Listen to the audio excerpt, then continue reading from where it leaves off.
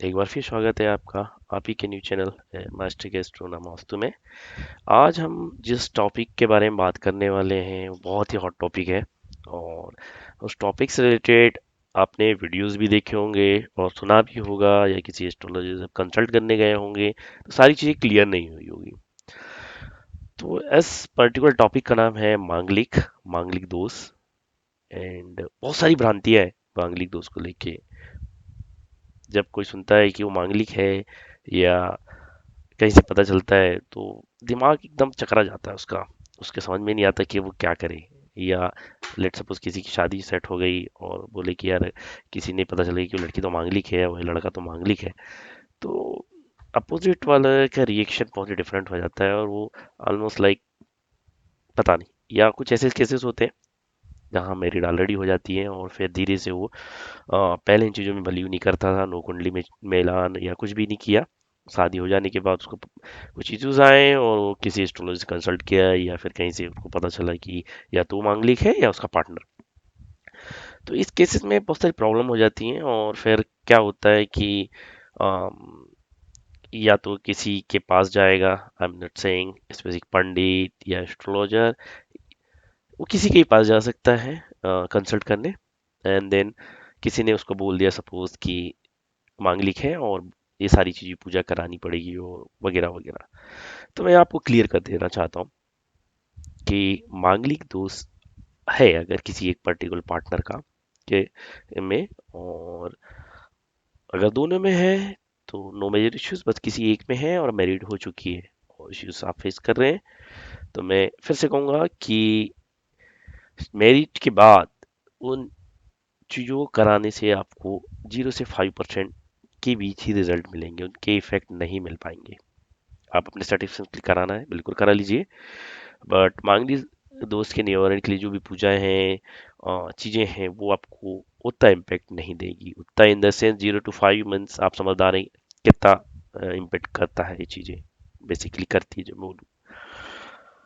तो फिर क्या करें, बहुत सारी चीज़ें हैं दिमाग में कि यार मैं बोल रहा हूँ ये बोल रहे हैं यार कपिल तो कि मांगलिक है तो पूजा नहीं करानी चाहिए शादी के बाद, या कराने के बाद इम्पेक्ट उसके इफेक्ट फायदे नहीं मिल पाएंगे, तो फिर क्या करें। तो पहली चीज मैं आपको क्लियर कर दे रहा हूँ मांगलिक दोष होता क्या है।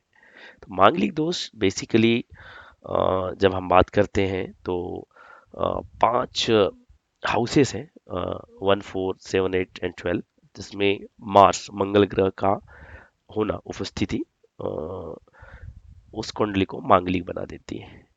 ठीक है। तो जब हमने बोले कि ये पर्टिकुलर कुंडली से और या मांगलिक हो गया, लड़की या लड़का,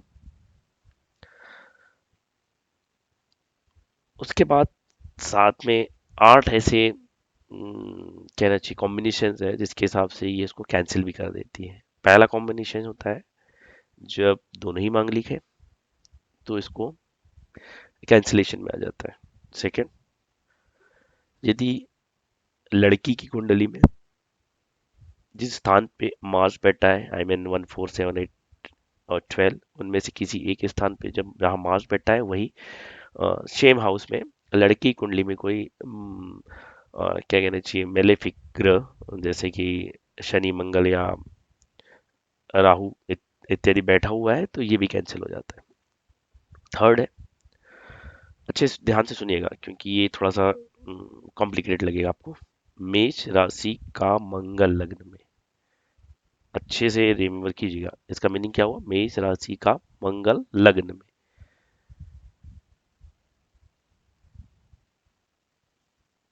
तो मार्स कहाँ पे है, लग्न में, और राशि क्या है, मेष है, तो वन, जो लग्न राशि है उसकी वन ही हुई। ठीक है। दूसरा, वृश्चिक राशि का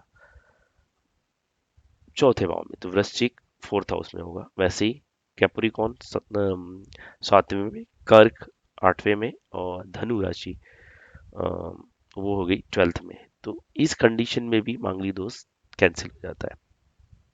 अब आते हैं अदर कॉम्बिनेशन के बारे में जिसको हम कैंसिलेशन ऑफ 4। इस केस में क्या होता है कि सेकेंड हाउस में अगर चंद्र, आई मीन मून और वीनस चंद्र और शुक्र का योग बन रहा है, कॉन्जक्शन है, या फिर मार्स या गुरु, जुपिटर, उनकी दृष्टियां पड़ रही, और केंद्र में क्या हो अपना राहु, या फिर केंद्र में ही राहु मंगल का कॉम्बिनेशन कंजक्शन है, तो भी ये कैंसिल हो जाएगा।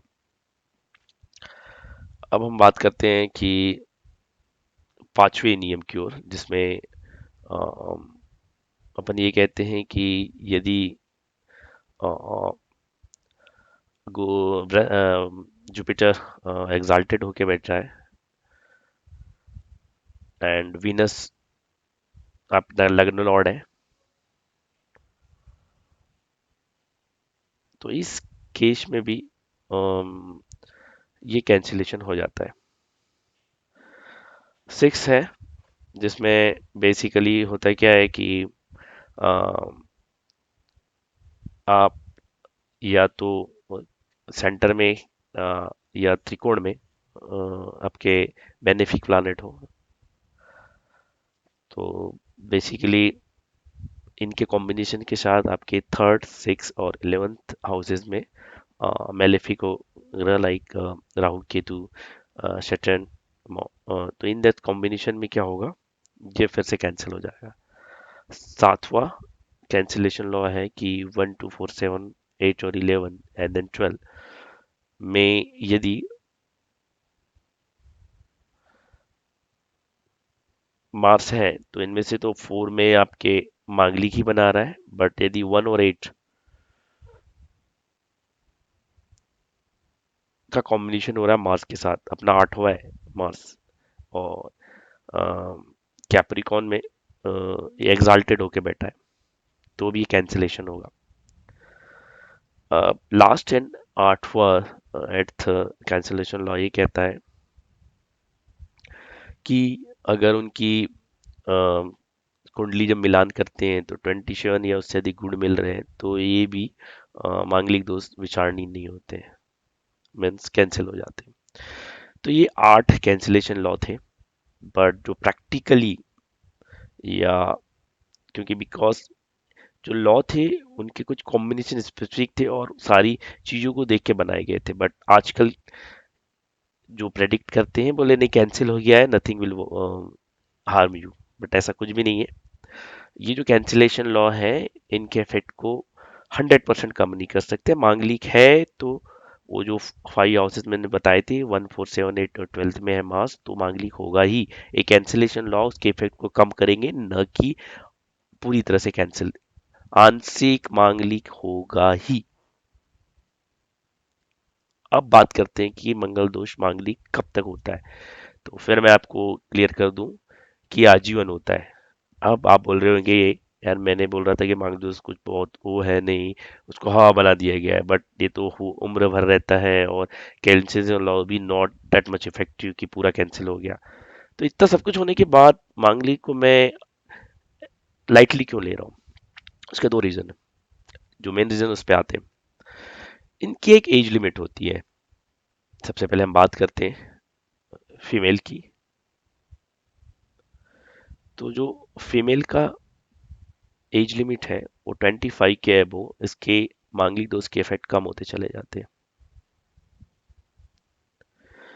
और जैसे जैसे एज बढ़ती है, इनकी अ, जो इफेक्ट है वो बहुत तेजी से कम होने लगते हैं और पॉजिटिवनेस आने लगती है।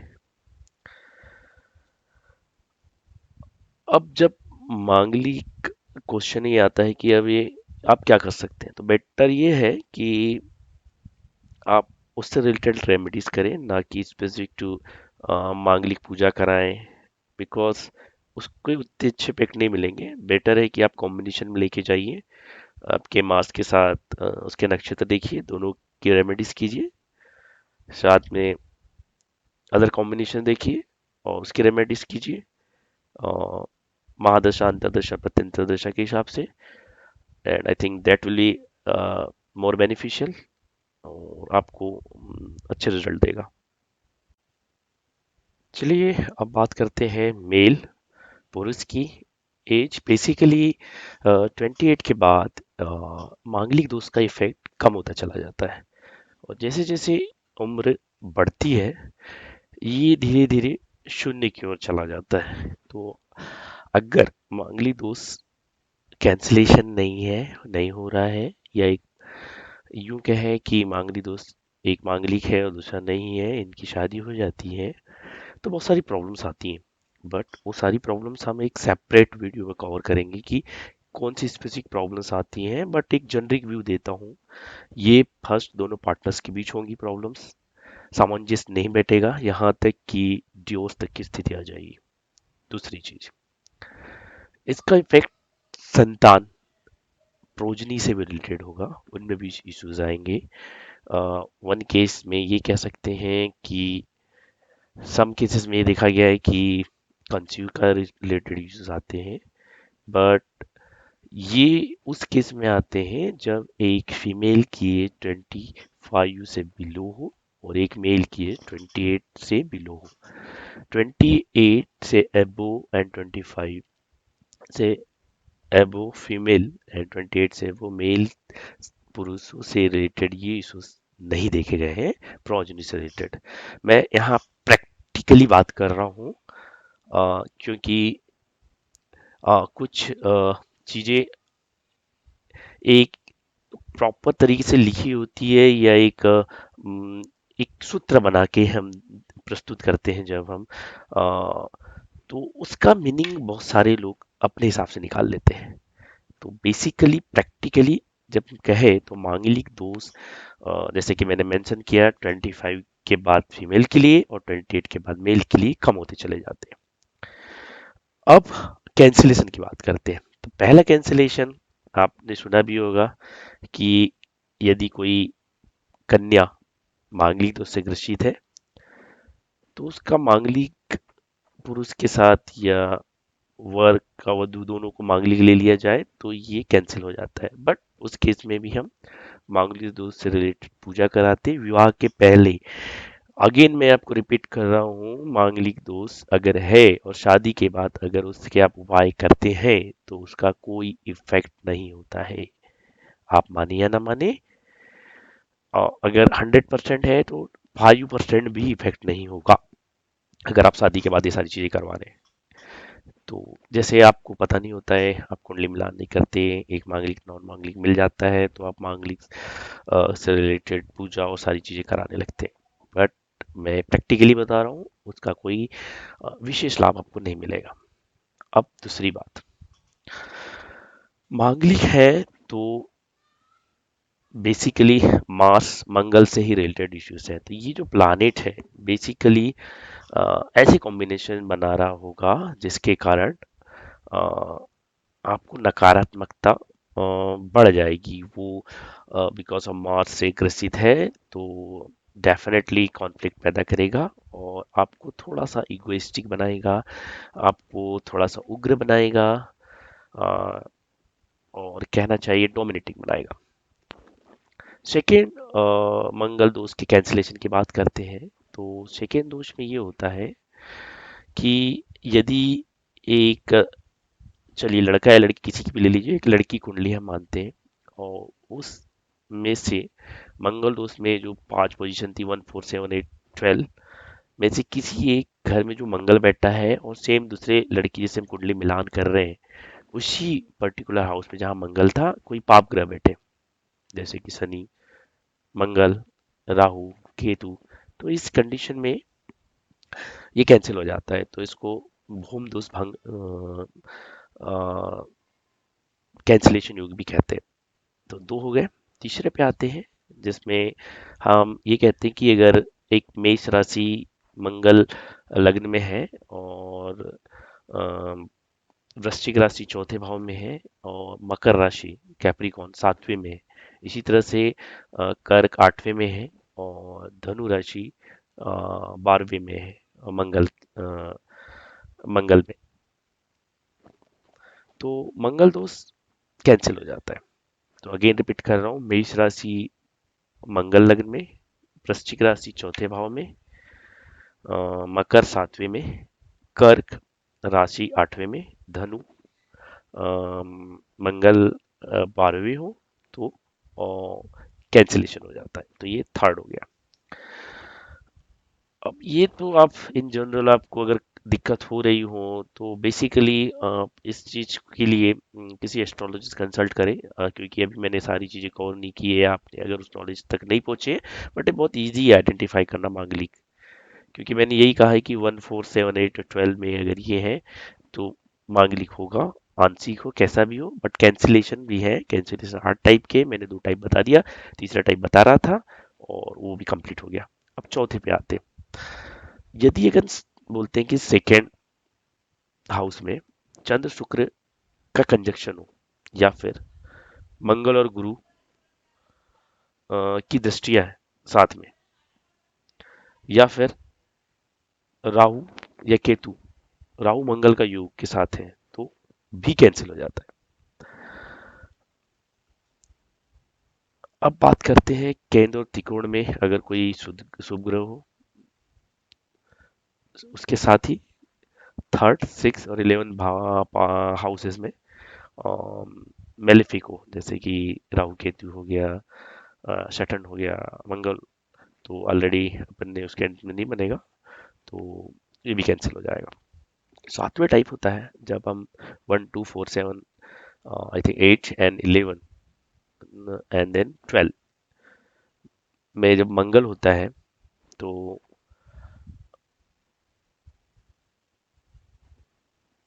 उस कंडीशन में अगर मकर में